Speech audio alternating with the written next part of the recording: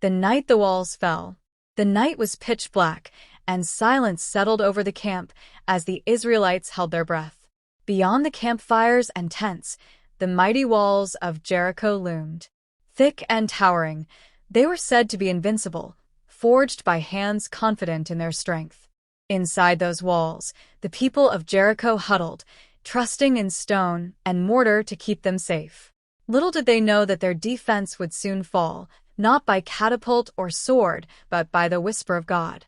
Joshua stood at the edge of the camp, his face hidden in the shadows. He was no stranger to war, yet tonight's battle would be different. God's instructions had been precise yet strange. March around the city once each day, silently, and on the seventh day, circle it 7 times.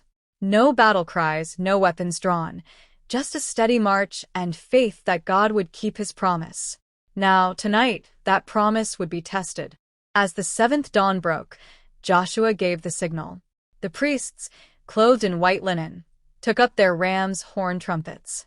The Ark of the Covenant was brought forth, and the warriors, tense but resolute, gathered. A shofar's low, haunting blast broke the dawn silence, and the procession began.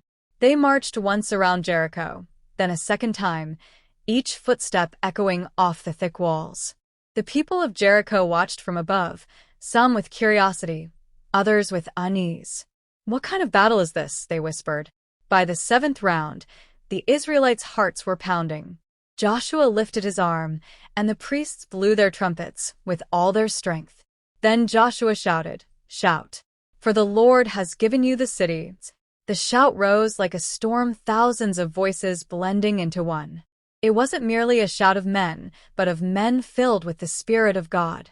And then, with a rumble that shook the earth, the walls began to tremble.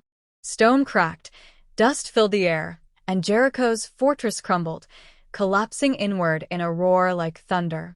The people of Jericho fell back in terror as the Israelites surged forward. In moments, what once had seemed invincible lay in ruins, scattered at the feet of those who trusted not in strength, but in the faithfulness of their God. In the morning light, Joshua's voice rang out again, this time softly. "The Lord has done it." And the people knew, from the smallest child to the eldest warrior, that they had witnessed the hand of God.